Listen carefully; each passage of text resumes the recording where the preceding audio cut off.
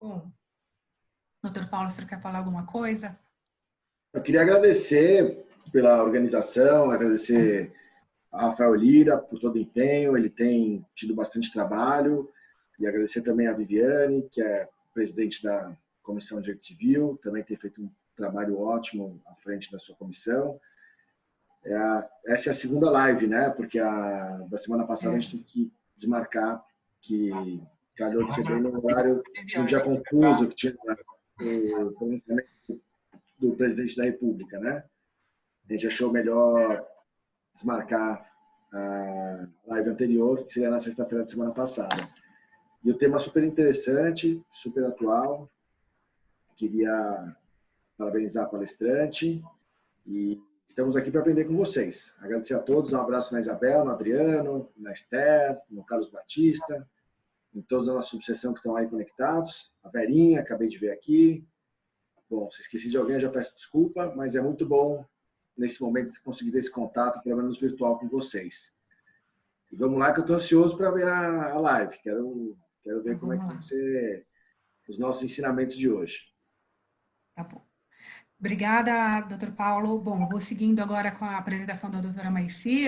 Ela é professora, advogada, especialista em Direito Civil Constitucional, mestre em Direito Civil pela UERJ, doutoranda em Direito Civil pela USP. E eu tive a felicidade de conhecer a professora Maici no Encontro Internacional dos Direitos das Pessoas com Deficiência. E lá, na época, em janeiro de 2018, ela palestrou sobre os atos existenciais das pessoas com deficiência. É um tema bastante polêmico, novo, decorre do Estatuto da Pessoa com Deficiência. E desde então nós temos falado sempre, e convidei a professora Maici para falar hoje, porque ela atua bastante na área de família. Então, a gente vê hoje a Covid, essa pandemia, influenciando em todas as relações privadas, públicos-privadas, nas privadas, com relação aos contratos, que a gente já mencionou da outra vez, e nas relações familiares há também esse reflexo, né? E nas relações familiares a gente tem aí uma questão de direitos vulneráveis, crianças, adolescentes, idosos, pessoas com deficiência, pessoas internadas, e tenho certeza que a professora Maici vai proferir uma excelente palestra, assim como o seu artigo publicado no Jota sobre o tema. Então, professora Maici, desde já agradeço a sua presença, o aceite, e muito obrigada. Passo a palavra. Bom, obrigada, muito obrigada a todos. Obrigada, doutora Viviane, pelo convite. Me sinto muito honrada de conversar com os doutores hoje. Obrigada, doutor Paulo, que nos acompanha, a doutora Isabel e o doutor Rafael, que tem dado apoio técnico ao nosso encontro. Muito obrigada. Agradeço a todos que nos ouvem. Faço um agradecimento especial também que a doutora Mariana Baroni, que é a presidente da Comissão de Direito Civil aqui da OAB Campinas, também está nos acompanhando. Enfim, a todos que vão dialogar, porque a proposta é essa, que possamos conversar um pouquinho sobre as dificuldades que estão sendo enfrentadas a respeito do direito de família diante desse contexto pandêmico que, de certo modo, nos pegou de surpresa nesse início de ano, né? Tantas expectativas aí e planos suspensos por conta disso, mas, enfim, o nosso objetivo hoje é focar um pouco mais a respeito das pessoas vulneráveis, como as famílias estão lidando com, com os efeitos da pandemia. E a reflexão minha parte de uma preocupação com as pessoas vulneráveis. Pessoas vulneráveis, primeiro, para a gente entender, né, como premissa, quem são essas pessoas, são aquelas pessoas que têm alguma condição psicofísica, econômica ou social que faz com que essas pessoas tenham um risco maior de ter os seus direitos violados. Esse é o sentido jurídico de vulnerabilidade, né? A vulnerabilidade jurídica, esse risco maior de ter direitos violados, sobretudo direitos fundamentais, direitos básicos. Então, essa é a maior preocupação. O meu enfoque hoje vai ser essa vulnerabilidade que vem de um critério psicofísico. Então, por isso, eu faço um recorte agora já, né, a respeito das crianças, adolescentes, idosos e pessoas com deficiência. Nós temos inúmeras vulnerabilidades reconhecidas no nosso ordenamento jurídico, algumas que têm até algumas leis especiais para promover alguma proteção. Menciono aqui só a título exemplificativo, já que não vai ser tanto foco da minha fala hoje, mas, por exemplo, a questão de gênero, que foi constatado recentemente que aumentou o número de denúncias de violência doméstica durante a pandemia. Então, sem dúvidas, é uma vulnerabilidade que ocorre no seio da família, mas que tem como critério uma questão social, né? Então, hoje, especificamente, eu gostaria de focar mais nessas questões psicofísicas, né? Nessas situações psicofísicas. Nós temos que pensar que essas pessoas, elas não podem ser tidas como mais fracas. Elas são pessoas iguais, como todos nós, mas de acordo com a igualdade material. A nossa Constituição Federal fala que nós temos que nos preocupar com a igualdade, e não apenas aquela igualdade formal que é garantida pela lei, naquele tratamento de todos são iguais perante a lei. Nós precisamos dar atenção especial, então, às pessoas que têm alguma questão de vulnerabilidade, algum risco maior, para que todos possam ser protegidos no nosso ordenamento. Bom, e aí, né, já com essa premissa em mente, eu pensei em conversar com vocês a respeito dos reflexos, né, que a pandemia tem causado nessas relações de família, em que há pessoas vulneráveis envolvidas, e que nós temos, assim, imediatamente falando, e temos visto várias manifestações a respeito, nós já falamos de guarda, né, de convivência familiar e de alimentos. Esses direitos são garantidos, sobretudo, mas não apenas, a crianças e adolescentes. Por quê? Crianças e adolescentes, quando estão sujeitas ao poder familiar, né, artigo 1634 do Código Civil, elas estão sob os cuidados dos pais, que devem, então, dar tanto os cuidados necessários imediatos, né, aqueles cuidados diretos, quanto também prover toda a subsistência dessas crianças e desses adolescentes. Eu falo desde já, né, que são eles, mas não apenas eles, porque qualquer parente, de acordo com o Código Civil, pode pedir alimentos uns para os outros, e nós temos alguns dispositivos mais específicos, por exemplo, com relação aos idosos, né? O Estatuto do Idoso também garante direito aos alimentos à pessoa idosa, e também a Constituição Federal, quando remete à reciprocidade do dever alimentar entre pais e filhos.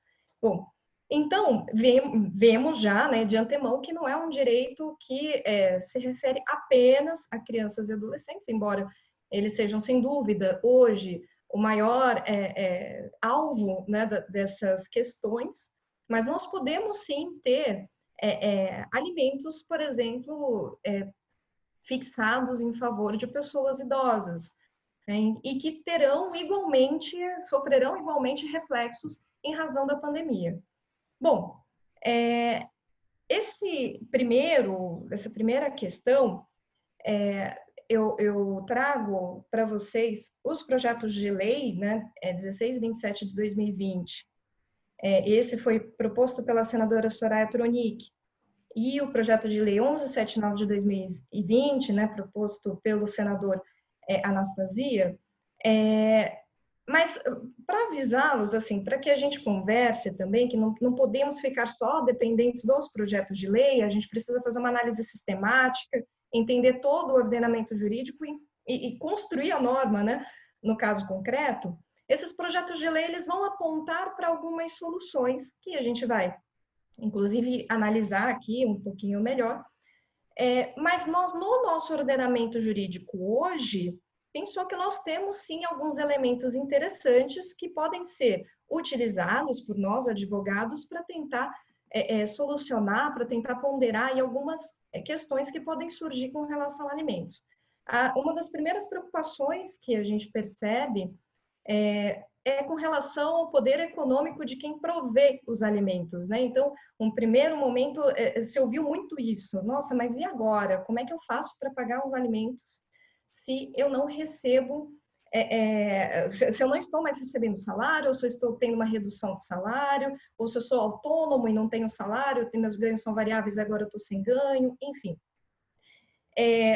Nós sabemos que a realidade, que a pandemia tem afetado a realidade de muitas pessoas, mas eu queria frisar e fazer essa reflexão com vocês que a pandemia também tem afetado de formas diferentes. Um Brasil, né, um país que é plural, que já tem realidades muito diferentes entre si, independentemente de pandemia. Então, nós vemos que há pessoas que, de fato, estão sofrendo perdas econômicas severas e que vão perder, ou pessoas que ainda vão perder mais, mas temos também outras pessoas que talvez não estejam sendo ainda tão afetadas economicamente falando, porque todos em alguma medida estamos, né? Mas enfim, que economicamente talvez ainda não estejam tão afetadas pela pandemia. Então, diante disso, algo que eu gostaria de conversar com os senhores é o seguinte: o nosso Código Civil já contempla essa pluralidade assim de realidades ao dispor sobre em forma de cláusula geral, né, a fixação de alimentos. Então, nós, né, operadores do direito, estamos cansados de saber que a fixação de alimentos se dá de acordo com a necessidade do alimentando e a possibilidade do alimentante e de forma proporcional, né? Então, a gente fala no binômio, né? Classicamente, ou tradicionalmente, a gente fala em binômio, um pouquinho mais recentemente já se tem incluído a proporcionalidade, né, nessa variável e se fala em trinômio, mas isso já está contemplado no nosso Código Civil. E eu chamo a atenção também que já o Código Civil já contém um dispositivo-chave para que a gente repense os alimentos na pandemia, que é o artigo 1699, que vai dizer justamente que, diante da alteração das circunstâncias, os alimentos podem ser revistos, né? A lei de alimentos vai até falar, o artigo 15, né?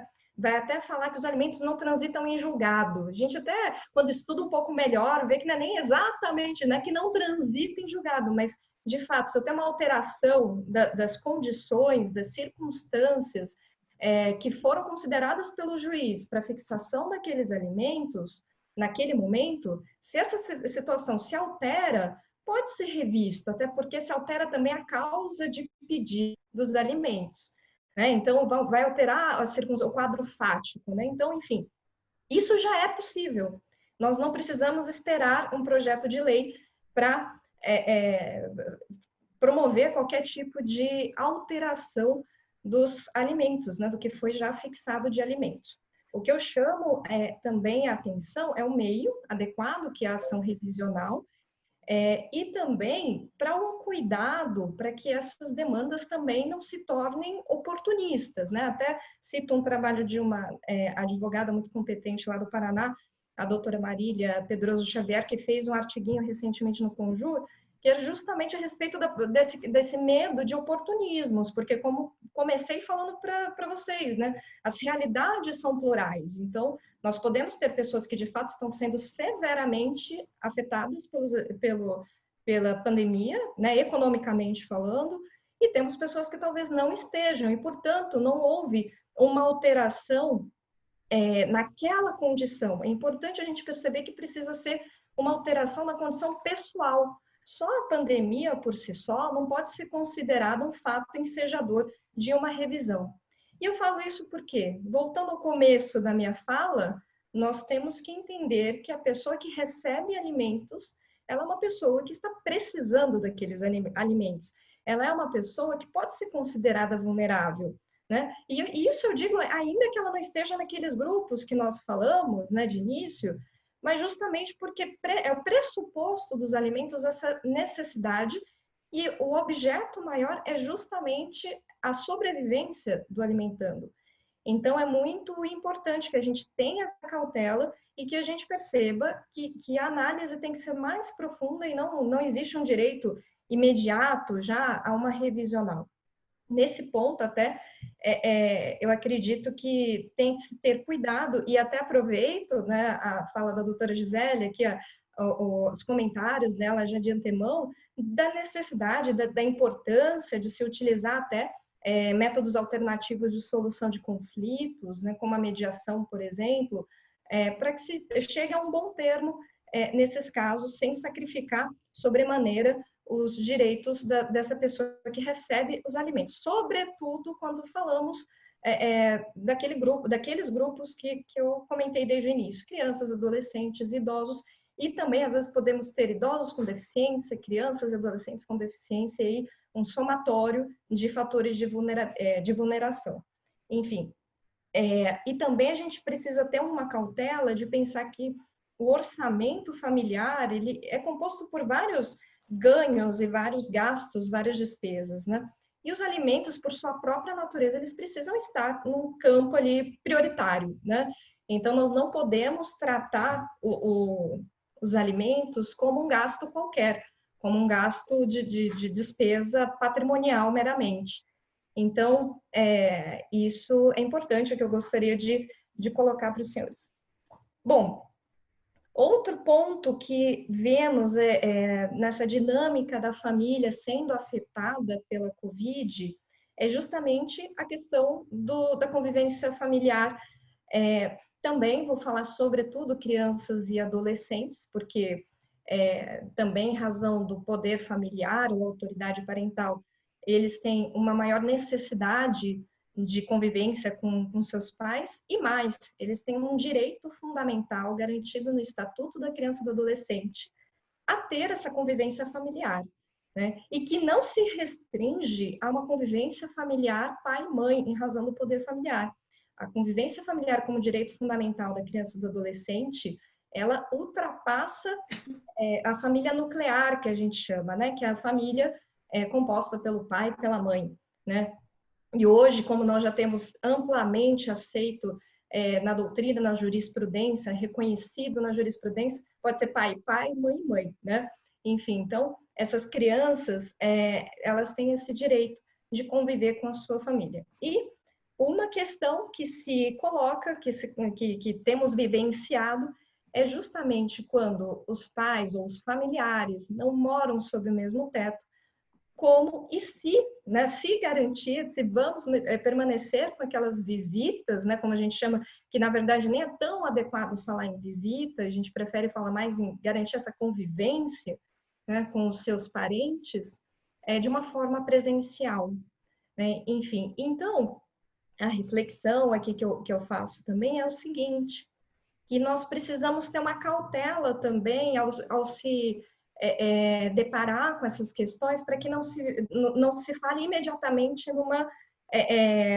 numa possibilidade de suspensão. A possibilidade de suspensão das visitas, né, ou do convívio presencial, ela também está sempre possível. Qual é o critério? Quando nós vamos falar assim, não, realmente agora é importante suspender ou não é importante suspender? A análise deve ser feita a partir do melhor interesse da criança e do adolescente. E já faço aqui também um parênteses para explicar que esse princípio do melhor interesse, que ele tem uma origem normativa, a gente pode dizer assim, lá na Declaração dos Direitos da Criança de 1959, que o Brasil assinou, também ratificado depois pela Convenção sobre os Direitos da Criança também, que o Brasil assinou, ratificou, enfim, e que também está implicitamente no Estatuto da Criança e do Adolescente. Esse princípio, ele vai nos mandar, né? Não é nenhuma recomendação, ele vai mandar que nós atentemos para aquilo que é o melhor para a criança e para o adolescente, e que isso prepondere sobre eventuais outros interesses que possam ser, inclusive, divergentes, que possam ser, inclusive, em outros sentidos, de outras pessoas, quem quer que seja, né? Sejam os pais, sejam, né? Enfim, quem quer que seja. Então, esse é o princípio do melhor interesse. Então, a análise do que é melhor para aquela criança deve ser feita no caso concreto, sem sombra de dúvida. E já passo aqui também uma correlação, que esse princípio ele é tão importante, ele se mostrou tão eficaz também na proteção dos direitos da criança e do adolescente, que no estudo das pessoas vulneráveis, dos grupos vulneráveis em geral, nós já temos reconhecido que esse princípio se espraia também para essas pessoas. Então, hoje já se constrói doutrinariamente, mas também com ampla recepção jurisprudencial, um princípio do melhor interesse do idoso, princípio do melhor interesse da pessoa com deficiência, enfim. Então, é um princípio que nasce com uma proposta ou com uma identificação específica de um grupo, mas que hoje tem sido mais ampliado para que a gente possa reconhecer a preponderância, a prevalência dos interesses dessas pessoas e garantir uma proteção maior. Bom, o problema é que às vezes não é fácil identificar qual é o melhor interesse no caso concreto, né?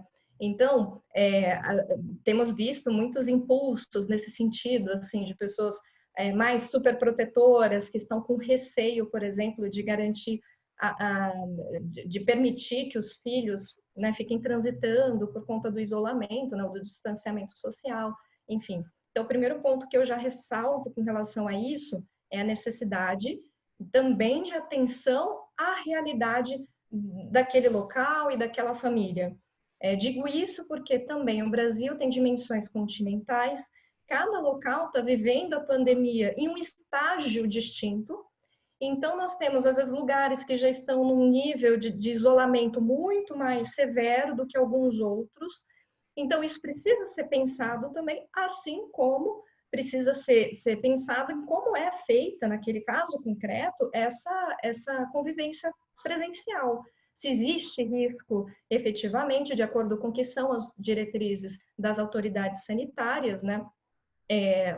Enfim, se é mesmo inviável. Eu digo isso porque nós podemos ir ao supermercado, nós não estamos impedidos, né? Nós não estamos ainda no lockdown, e se Deus quiser, tomara que não precise, né? Mas, enfim, nós não estamos proibidos de sair. Pelo contrário, existe uma recomendação, né, muito forte que fiquemos distantes socialmente para evitar a propagação do vírus. Mas se eu posso ir na farmácia, ou se eu posso ir no supermercado, será que é tão horrível assim mesmo eu colocar o filho no carro e levar até a casa do pai, ou o pai trazer até a casa da mãe, enfim. Então, alguns países, inclusive, pelo que a gente tem visto, que já passaram pelos momentos mais graves da pandemia, nos momentos em que eles deixaram mais restrita a liberdade das pessoas, ainda assim se permitia, entre as exceções, né, que se permitia a saída de casa, uma delas, muitas vezes, era a saída, o deslocamento para garantir a convivência familiar da criança e do adolescente. Mas precisamos contemplar também, como eu digo, o princípio do melhor interesse dessa pessoa vulnerável, sobretudo crianças e adolescentes. Por quê? Posso ter situações, no caso concreto, que recomendem um endurecimento dessas medidas, uma cautela extra dessas medidas, né? Então, menciono aqui, por exemplo, a questão de pessoas que estejam imunodeprimidas, né? Então, crianças e adolescentes que tenham alguma doença de base, ou crianças e adolescentes que convivam presencialmente muito, né, com avós, né, que tenham também um risco maior de contrair a doença. Enfim, então essas situações, elas precisam ser vistas no caso concreto. E eu também peço essa cautela, assim, clamo muito por essa cautela, para que a gente não pense em soluções imediatas, né? Essas soluções de suspende, né? Vamos simplesmente suspender. Então, precisa ser visto com um pouco mais de cuidado, no caso concreto, se existe mesmo essa situação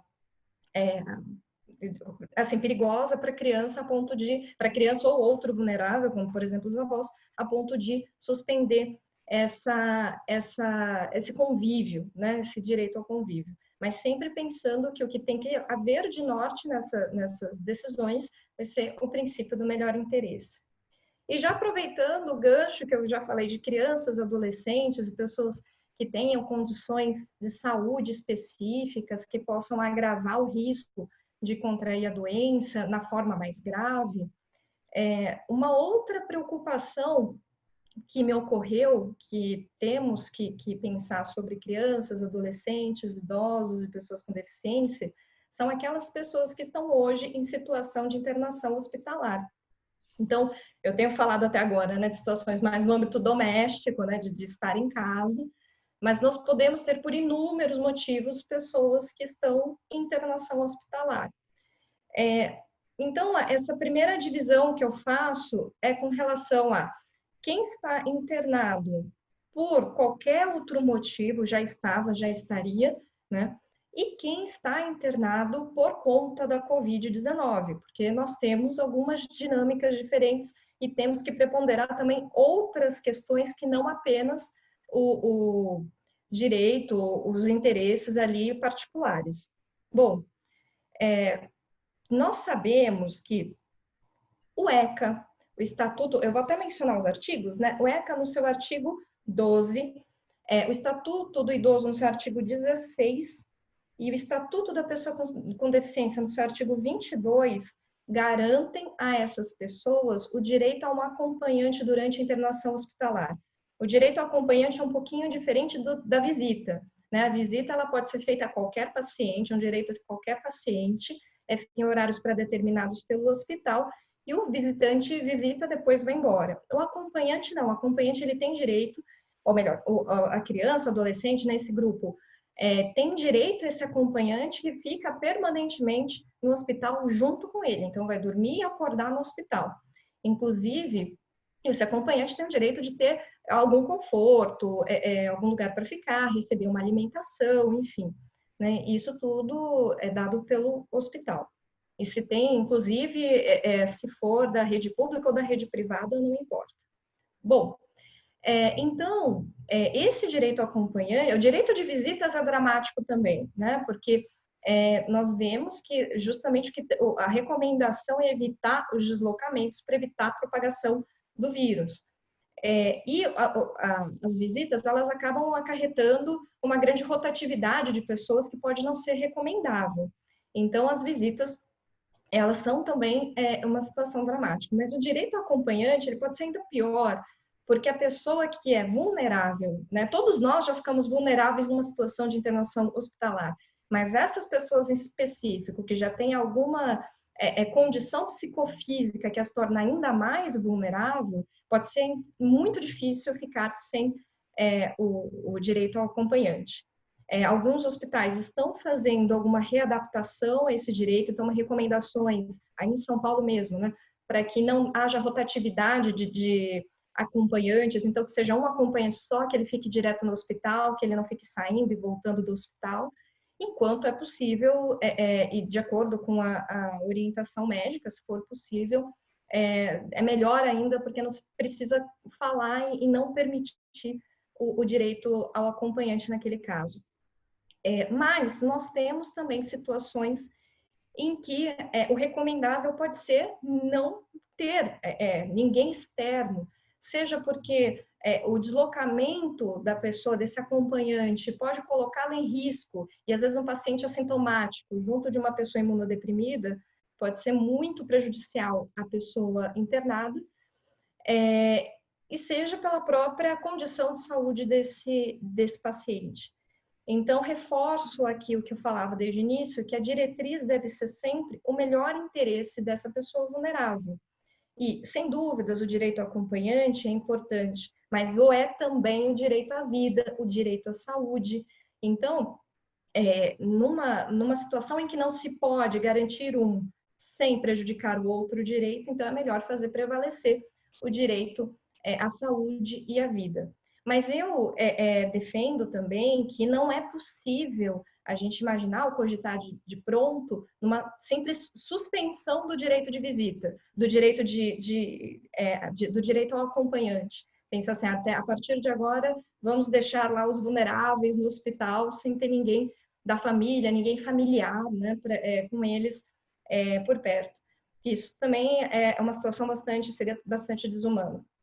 Bom, agora, como nós estamos fazendo com tudo na nossa vida dessa readaptação, vai exigir também que as pessoas, um esforço dos hospitais e também dos pacientes para tentar readaptar essa forma de convivência, assim como temos feito também, às vezes, com convivência familiar de crianças e adolescentes, que vêm os pais quando é melhor, assim, né, pela câmera, por videochamada, enfim. Então, podendo ser garantido a esse paciente que permaneça com alguma forma de contato, né, um celular, um tablet com a sua família, estaria ali concretizado esse direito ao acompanhante, ainda que não num contato presencial.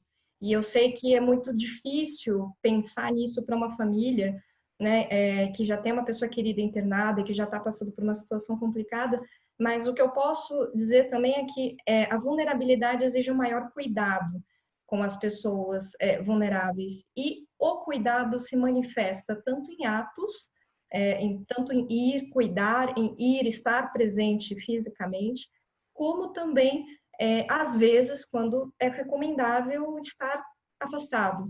Então, o estar afastado não significa que não se está cuidando da pessoa vulnerável. Então, isso é bastante importante. Agora, quando nós temos pacientes que estão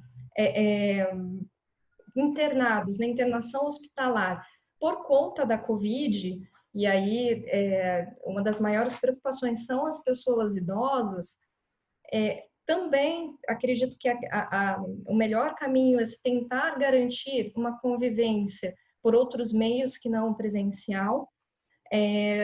Tem sempre, né, um médico, um profissional de saúde do hospital que entra em contato, que se dispõe para os familiares em horários pré-determinados ali para passar boletim médico, e se puder, né, sendo possível permanecer com algum contato, alguma forma de contato, também estaria ali concretizado o direito à convivência ou o direito ao acompanhante. Eu chamo a atenção no caso dos pacientes com Covid, que ali, como a gente já tem até uma certeza do diagnóstico, existe também uma questão de saúde pública.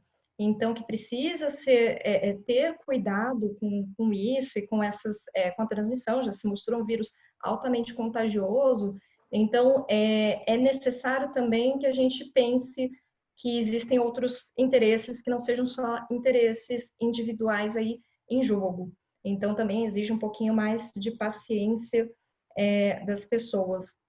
Bom, eu acredito que era isso que eu gostaria de colocar para vocês, para que a gente possa fazer uma conversa a respeito, né? Fico totalmente à disposição agora para que a gente debata e troque experiências sobre esses temas, e fico muito, mais uma vez, reforço que fico muito feliz com o convite, com a oportunidade que me foi dada pela comissão. Muito obrigada.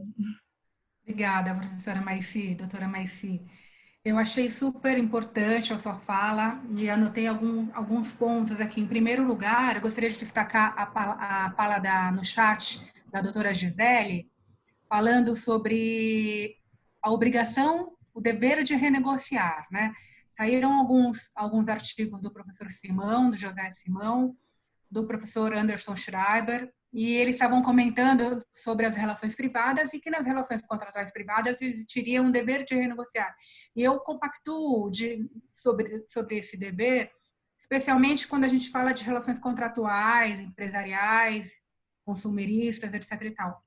Agora, eu tenho alguma dificuldade, talvez, de compactuar com isso sobre uma mediação como condição de procedibilidade mesmo de uma ação de revisão. Né? Eu sei que existe uma mediação, a gente sabe que o judiciário vai lotar cada vez mais de ações de renegociação, mas eu queria saber da sua opinião, no tocante às relações familiares, existe esse dever de renegociar? Ele poderia ser incluído como uma condição de procedibilidade da ação, como condição para eu entrar com uma ação de, por exemplo, revisão de pensão, que pela sua existência, pela sua definição, já é uma ação difícil de se propor. Queria saber a sua opinião. Sim. Bom, obrigada, doutora Viviane, pela pergunta. Muito obrigada, a doutora Gisele, também pelas colocações, né, no nosso chat. Bom, eu acredito, Viviane, que essa sua sensação, ela se dá justamente porque quando falamos de direito de família, nós sabemos que o que está em jogo não é tão somente interesses patrimoniais, né? Muito pelo contrário. E eu acredito também que tem uma outra questão que precisa ser pensada, uma de cunho bem técnico mesmo e constitucional, que é o princípio da inafastabilidade do poder jurisdicional. Então, acredito que o poder judiciário não pode se esquivar de decidir determinadas questões. Então, essa criação dessa condição de procedibilidade não me parece muito adequada nesse caso, sobretudo por se tratar de interesses existenciais e de interesses que têm uma urgência muito grande, né? Quando a gente fala já de uma revisional de alimentos, uma revisional a respeito, uma ação para rever o regime de convivência familiar, nós estamos falando de situações que precisam de uma atenção especial, de uma urgência. Então, impor uma condição de procedibilidade, pensando também nessa função dessas ações, eu acredito que poderia trazer prejuízos para as pessoas vulneráveis que estão ali naquele processo, que não podem esperar, que muitas vezes tem uma situação ali para ser decidida. E, assim, também penso que tem uma questão de autonomia privada muito importante. Quando a gente fala assim de dever de renegociar, o dever de renegociar, eu também recomendo a todos que o professor Anderson Schreiber, da UERJ, ele fez a tese de livre docência dele, ele defendeu, né, a respeito do dever de renegociar. Inclusive, ele é hoje professor, né, titular lá da UERJ, ele passou no concurso, né, com essa tese, hoje é um livro, inclusive. Então, é bem interessante, mas, de fato, eu acredito que eu consigo ver esse dever melhor implementado e construído com relação a interesses mais patrimoniais. Ainda assim, eu acredito que estamos enveredando aí num campo de autonomia que é um pouco complicado. Quando falamos em dever de renegociar, nós pensamos também numa forma de reequilibrar relações que poderiam ficar desequilibradas por circunstâncias diversas, e que o cumprimento de um contrato poderia ocasionar um dano muito grande a uma parte mais fraca dentro do contrato da relação contratual. Agora, quando nós estamos falando do direito de família, a gente muitas vezes não consegue visualizar muito bem isso, uma vantagem, uma desvantagem, por exemplo, uma vantagem excepcional de um credor de alimentos, né? A vantagem do credor de alimentos até os seus meios de subsistência que já foram comprovados, né? Então, eu concordo com você, Viviane, porque eu acredito que precise ter um pouco mais de cautela no direito de família. Eu sinto que essa sensação se deve à natureza dos próprios interesses que estão envolvidos quando falamos do direito de família. Mas sim, você também falou sobre a questão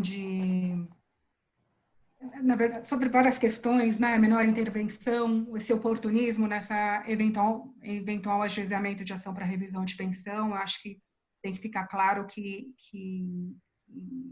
a condição de entrar com essa ação ela tem que ser uma condição pessoal, comprovada e, eventualmente, definitiva, o que também não existe nesse momento. Eu queria saber se esse lapso, ser definitiva, o que você enxerga nisso? Porque a gente sabe que a ação ela vai prosseguir, a pessoa ela está com uma dificuldade atual, momentânea, em razão de uma perda de emprego, realmente existe uma quebra do binômio.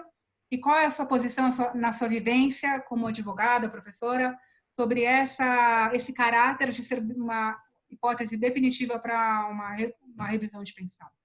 Sim. Bom, com relação à revisional, nós já percebemos, né, até como advogados, uma resistência da jurisprudência em encarar um desemprego, por exemplo, como uma causa imediata de revisão de alimentos, né? Então, não é porque a pessoa perdeu o seu emprego que necessariamente decorre o direito à revisão, né? A jurisprudência se firmou nesse sentido por entender que muitas vezes a pessoa, quando sai do emprego, ela tem alguma reserva, ou ela precisa ter alguma reserva para se manter e, consequentemente, ela conseguiria manter também os seus filhos, sem contar quando ela tem um emprego fixo, que aí tem verbas rescisórias, enfim. Eu acredito também que, eu entendo esse posicionamento jurisprudencial, eu não vejo uma necessidade tão grande dessa definitividade. Eu acredito que o artigo 1699 do Código Civil, né, que vai falar assim, olha, se fixados os alimentos sobrevier mudança na situação financeira de quem os supre ou na de quem os recebe, poderá o interessado reclamar ao juiz, conforme as circunstâncias, exoneração, redução ou majoração do encargo, que não existiria aí uma necessidade de ser uma majoração ou uma redução definitiva, né? Eu não vejo assim como a lei não está impondo que essa alteração seja definitiva. Eu entendo que a jurisprudência, quando incorporou isso como requisito, foi justamente por entender que uma pessoa que passa transitoriamente alguns meses sem emprego, enfim, se recupera em circunstâncias normais fora da pandemia, né? Teria condições melhores de se recuperar antes de se ter até uma dilação probatória aí de uma ação revisional. Mas, diante das circunstâncias hoje, eu não vejo nenhum impedimento aqui, independentemente dos projetos de lei, já haja alguma flexibilidade ou alguma uma determinação num sentido provisório. Na verdade, o que o juiz faz quando dá uma tutela provisória, né? Se for um caso de uma tutela provisória, já vai ser mesmo aguardando uma solução, aguardando uma decisão definitiva, posteriormente definitiva, quando a gente fala definitiva, com ampla cognição, né? Enfim, ao final.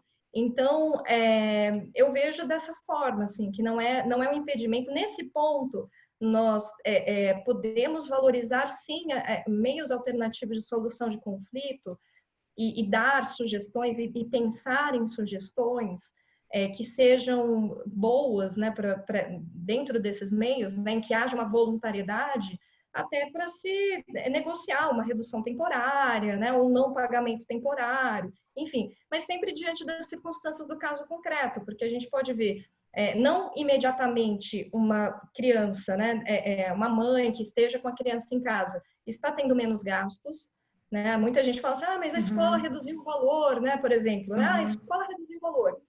Se a gente falar que a escola reduz o valor, eu já estou reduzindo também, já estou limitando a realidade sobre a qual eu estou conversando, porque eu já estou falando de uma realidade de uma pessoa que tem acesso a uma escola particular, né? Enfim. Então, eu acredito que tudo isso precisa ser pensado no caso concreto, mas eu acredito que o 1699, ele nos dá uma diretriz muito boa para contemplar isso, inclusive eventual provisoriedade de uma decisão, que mesmo dentro do processo judicial já está mais... a gente já pode lançar mão de instrumentos processuais ali para garantir uma provisoriedade, né? Enfim, e uma reavaliação dessa condição no futuro próximo. Lembrando que eventual procedimento de mediação e de conciliação teria que passar pela chancela judicial, né? Porque senão fica complicado. A doutora... desculpa, até lembrei agora, né, Viviane, que assim, até isso é importante também a gente frisar, né, que não haverá, mesmo com os projetos de lei, se algum deles for aprovado, não haverá nenhuma mudança automática, né, seja de convivência, seja de alimentos. Lógico que isso preocupa, e aí remeto até a contribuição da doutora Gisele no começo da nossa conversa, né, da experiência da Catalunha. de se colocar ali como uma solução, porque sabemos que pode ser que o processo, que o Poder Judiciário fique abarrotado, e isso é bastante perigoso. Mas nós não temos hoje, diante do princípio da inafastabilidade do Poder Jurisdicional, como também dispensar qualquer decisão judicial a respeito disso, não tem como cortar o caminho, né? Então, com eventual redução, com eventual modificação desses direitos, vai necessariamente passar pelo crivo do Poder Judiciário. Eu queria só destacar um ponto aqui, desculpa até interromper, a doutora Viviane colocou que a mediação tem que passar pelo Poder Judiciário e obrigatoriamente tem a presença do advogado, né? Nós temos um projeto de mediação sem a presença de advogado, desenvolvido pelo Tribunal de Justiça de São Paulo, e a OAB combate fortemente isso e nem sempre tem sucesso. Essa é uma matéria que é um pouco receptiva pelo Tribunal de Justiça. Eles entendem que, eventualmente, algumas espécies de mediação podem ser feitas sem a presença do advogado. E, então, como estamos no ambiente da OAB, né, discutindo esse tema tão importante, e acredito que a maioria dos presentes sejam advogados, nós temos que sempre estar unidos para lutar pela nossa classe, né? O advogado é indispensável à administração da justiça. Então, sempre que se falar em qualquer providência judicial, é necessária a nossa presença e a gente tem que resguardar os nossos direitos. Desculpa a interrupção, mas é bom a gente colocar isso, porque eu não sei se todo mundo acompanha essas discussões, mas a OAB tem lutado muito para que o advogado seja indispensável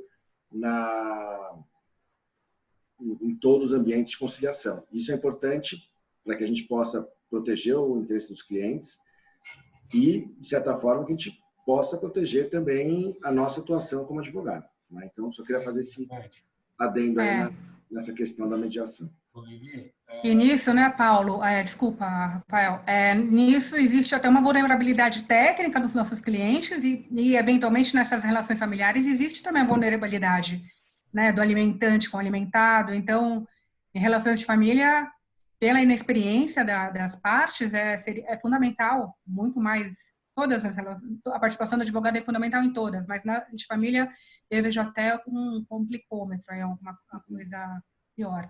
A doutora Juliane fez uma pergunta aqui, eu acho que a Maici já respondeu, se ela acha que a moratória proposta pela PL 1627, ela poderia se valer para os alimentantes nesse momento de pandemia, se seria uma solução adequada, e acabo já incluindo também aqui a pergunta da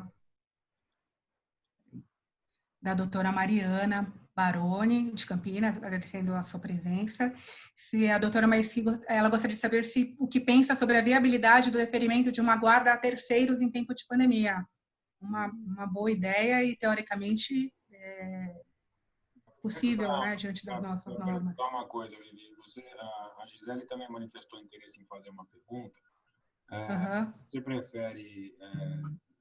não, você pode ir perguntando. O Alexandre também manifestou aqui. Estou dizendo que eu aqui para saber quando que eu abro o microfone para as pessoas ou quando você vai fazer a intervenção. Tá bom. Fazendo também é muito interessante porque está juntando as coisas que estão sendo faladas já, né, para não ficar repetindo. Acabei fazendo a pergunta da doutora Juliane, da doutora Mariana, e o doutor Alexandre da Suíça, ele falou que poderia falar alguma coisa sobre a experiência que eles estão tendo ali na Suíça sobre essas questões. Mas depois dessa resposta, então, posso abrir para a doutora Gisele por uma questão aqui que ela já tinha manifestado? Claro. Tá? Então, desculpa a intervenção. Imagina. Bom, agora é a doutora Maici, né? Eu já formulei as perguntas, a doutora Maici... a doutora Gisele, tá bom. Ela não sabe se o microfone dela vai funcionar. Eu vou abrir aqui o microfone. Deixa eu achar aqui. Quer fazer o teste, doutora Gisele? Está liberado o microfone. Acho que não. Tá. Acho que não. Acho que não está funcionando. Eu vou fazer o seguinte, então. Eu vou liberar o microfone do Alexandre e a doutora Gisele, se tiver interesse e puder, pode escrever a mensagem que a gente fala aqui depois. Cadê o Alexandre? Tá liberado já, Alexandre. Ok. A minha ideia de vulnerabilidade, ela parte de um princípio não litigioso e não contencioso, porque a minha prática ela não entra em litígio em momento algum, graças a Deus, mas eu tenho que tratar da vulnerabilidade em antecipação, porque como eu trabalho com planejamento sucessório de famílias que geralmente têm membros espalhados pelo mundo, no momento que se monta uma estrutura fiduciária, existe sempre a pergunta o que vai acontecer comigo no momento que eu ficar incapaz, e eu, com esse evento todo de pandemia, de Covid, eu tenho sido muito solicitado por pessoas que têm membros da família de uma geração abaixo daquelas que me procuram, que são vulneráveis no sentido que ou tem uma doença uma psicológica, não digo doença, né? Uma condição psicológica como transtorno bipolar, ou, enfim, existem uma série de condições aí que as pessoas se tornam vulneráveis e isso tem que ser previsto de antemão, antes que elas se tornem vulneráveis até, né? No caso das pessoas que procuram, eu tenho 65 anos, mas se me acontecer alguma coisa com essa história de Covid, o que vai acontecer se eu ficar no hospital e não conseguir gerir, né, os meus bens e minha família, tem um problema aqui, tem um problema ali. Então, esse aspecto da vulnerabilidade em termos de Covid, do meu ponto de vista de consultoria, dentro do meu universo, né, ele aumentou muito. Eu achei super oportuno o que a doutora Maici colocou. Tinha muita coisa, porque como eu não estou envolvido no contencioso, muitas das questões que vocês mencionaram aí, eu não toco. Né? E é muito bom estar refrescando tudo isso. E, Alexandre, existe alguma diretiva médica sobre visitas assistidas a internados aí na Suíça? Como é que funciona essa? Aqui, como tudo na Suíça, nada é muito claro, né? Tudo é meio cinza. Então depende, a começar pelo sistema de saúde, que não é um sistema de saúde público. Um sistema de saúde meramente privado, inclusive o hospital público, quer dizer, o hospital universitário, que deveria ser público, para tu entrares no hospital, tu tens que ter um plano de saúde privado. Até o indigente, ou o imigrante, ou refugiado, o Estado provém a ele com um seguro de saúde para que ele possa ser recolhido. Agora, os protocolos variam de cantão para cantão, de hospital para hospital, e aí tem muitas clínicas privadas, então isso varia muito, não existe uma diretriz. Uma regra.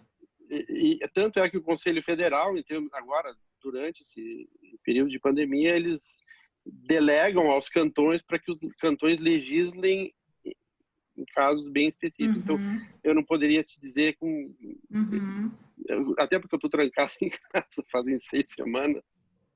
Então, aí o lockdown está sendo mais severo, né, Alexandre? Na verdade, ele não é um lockdown não obrigatório, né? Mas como a gente tem amigos médicos e fica sabendo dos bastidores, eu acho por bem ficar resguardado. Tá certo.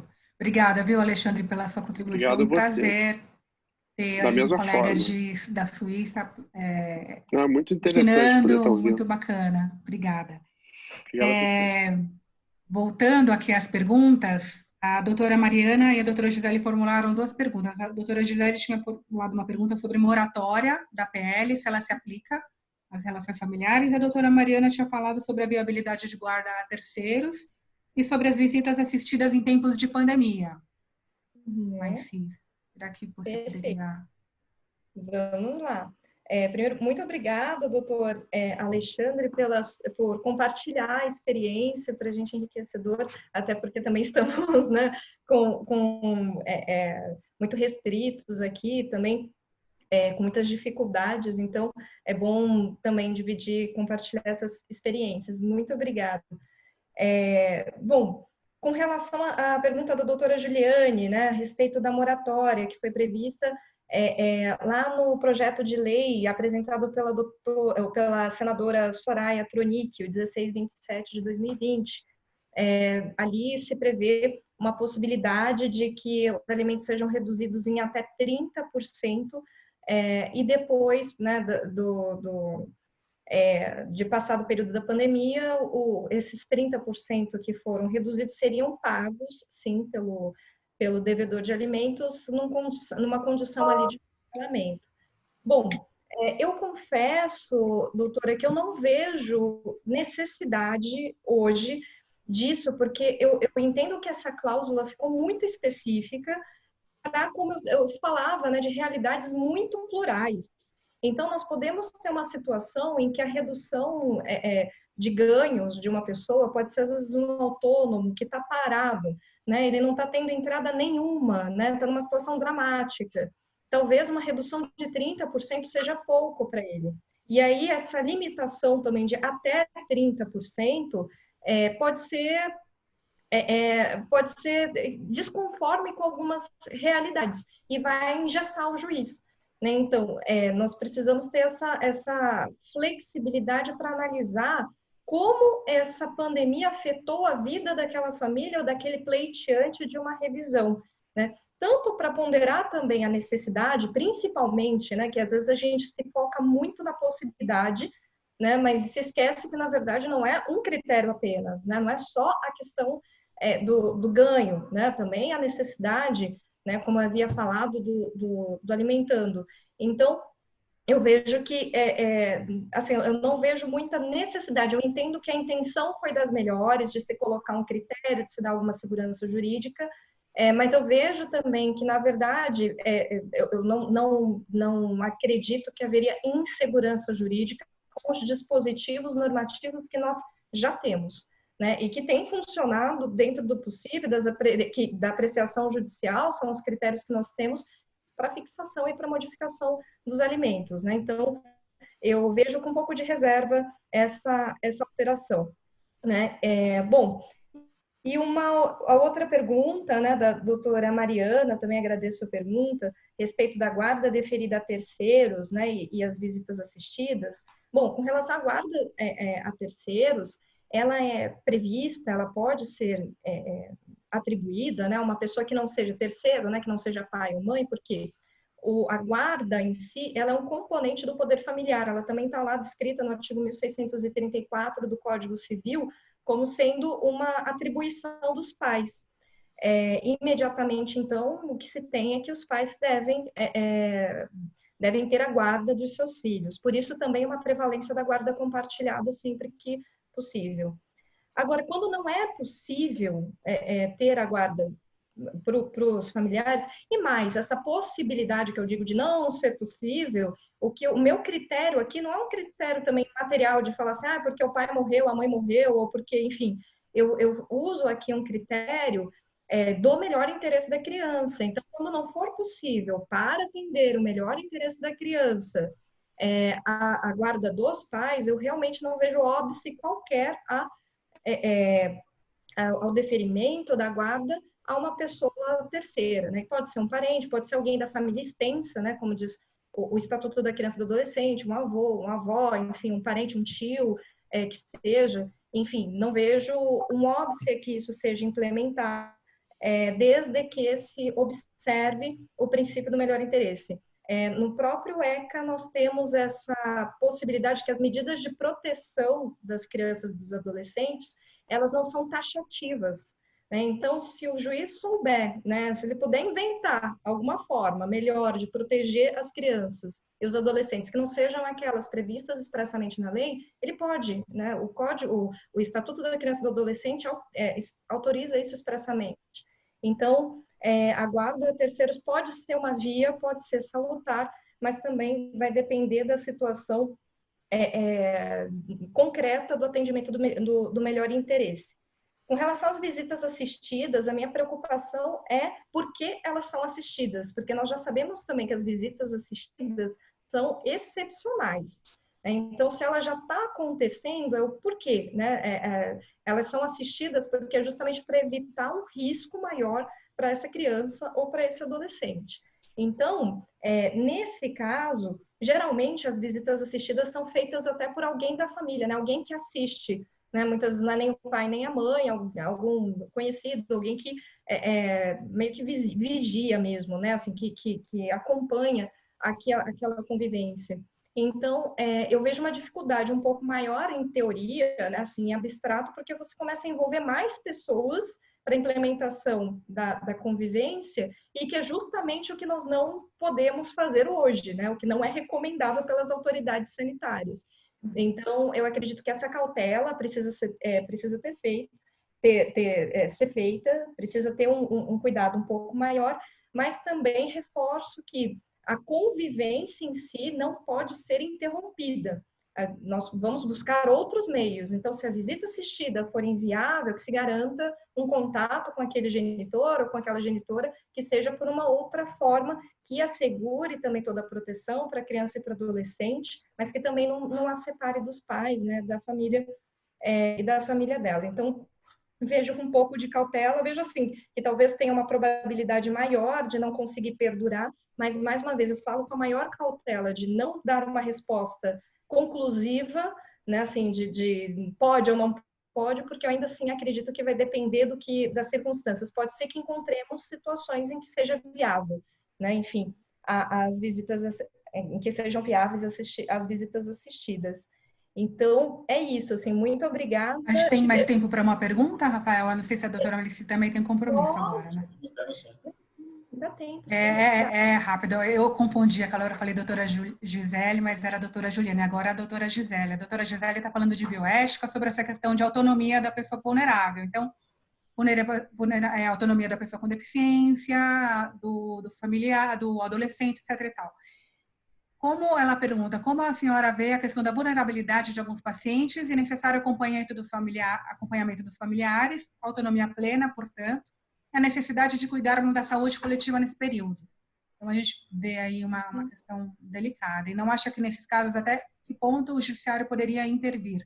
Não seria o caso de cuidar, de paramentar acompanhantes para também protegê-los? Imagina a aflição desses familiares.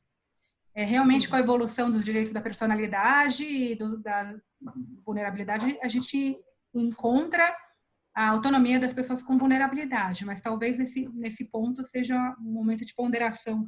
Qual a sua opinião, Maici?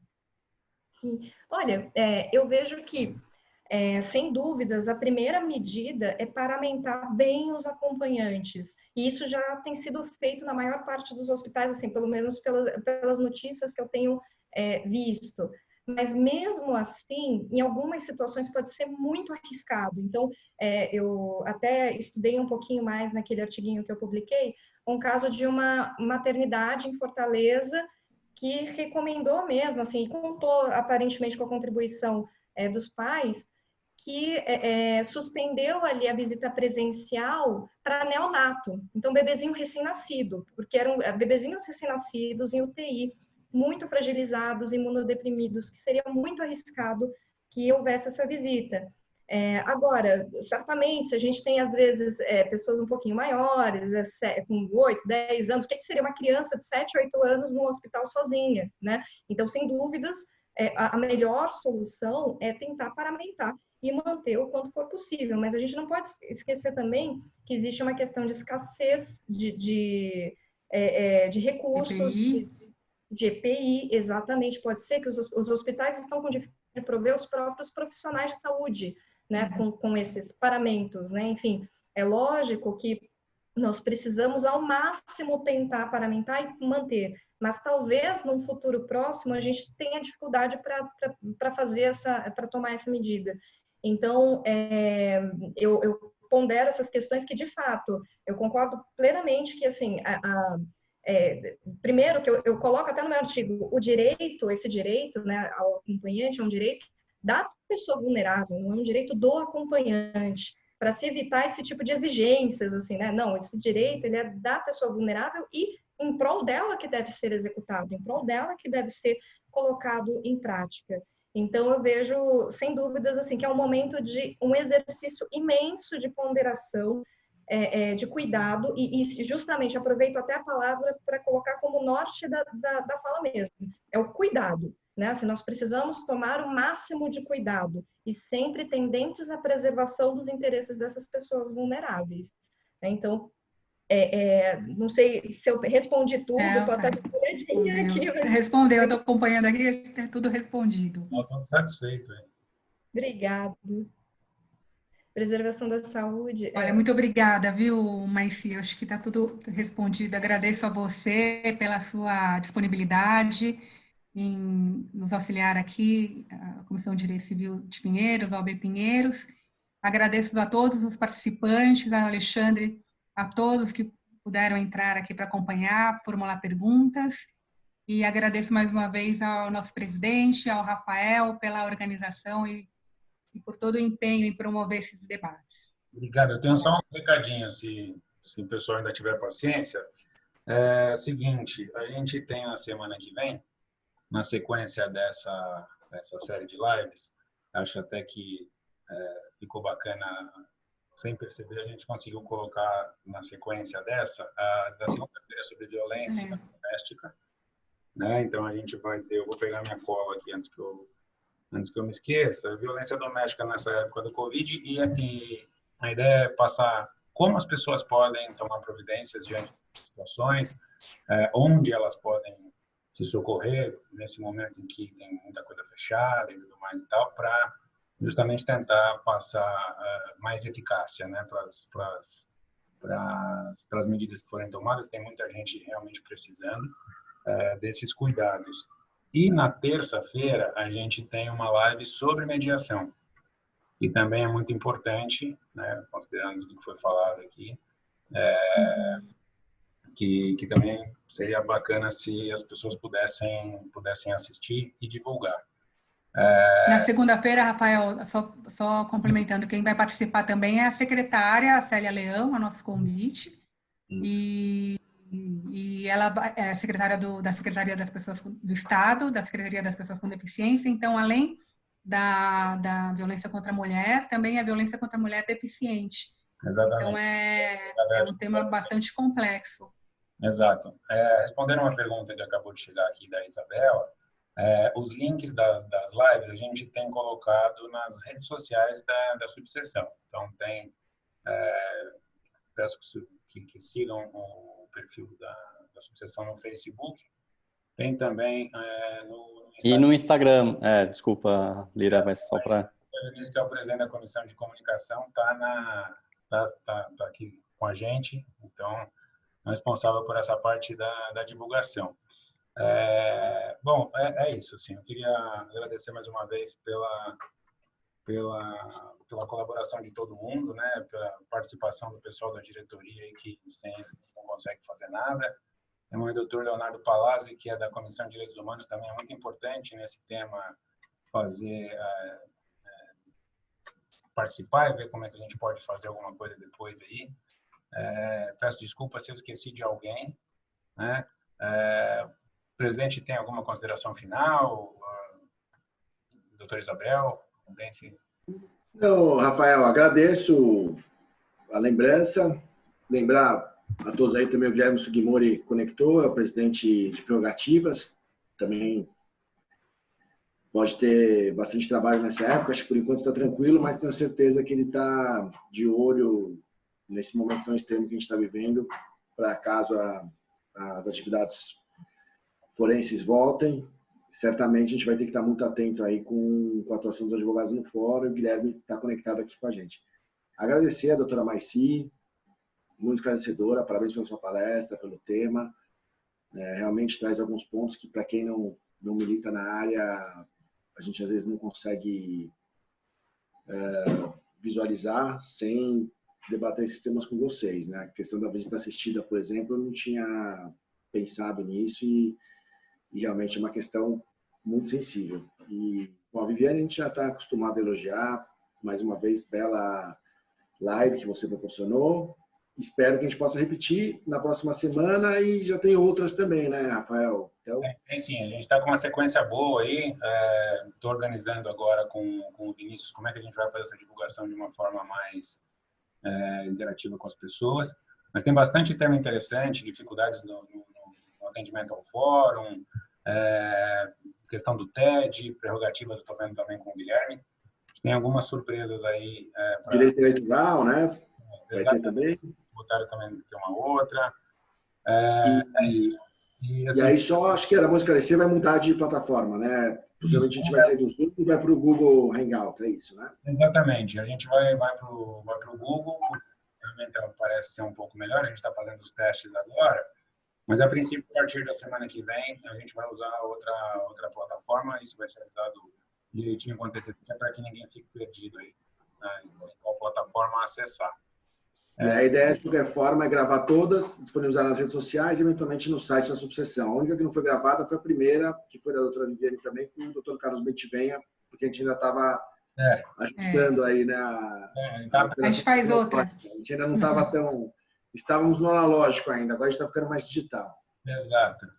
Mas é isso, eu queria agradecer também a doutora Maici, não tive a oportunidade antes, assim, eu trabalho na área criminal, então a maioria das coisas que foram faladas aqui, para mim, são novas, né, ou pelo menos distantes, e foi falado de uma forma muito didática, né, acho que isso, pelo menos para mim, foi muito bacana, acho que acrescentou bastante, né, enfim, a gente trabalha um pouco com questão de violência a pessoas vulneráveis, mas é um outro tipo de tratamento, quando a coisa já está no extremo, né, e quanto menos eu trabalhar e mais vocês trabalharem, é melhor para a sociedade. Melhor. E é isso. Queria agradecer também a Viviane pela parceria fantástica que a gente está desenvolvendo aí. Obrigada. Tá certo? Então, Obrigada a todos. Vou encerrar aqui. Muito obrigado e boa noite para todo mundo. Tchau, obrigada. Obrigada, Maici. Tchau, pessoal. Obrigada.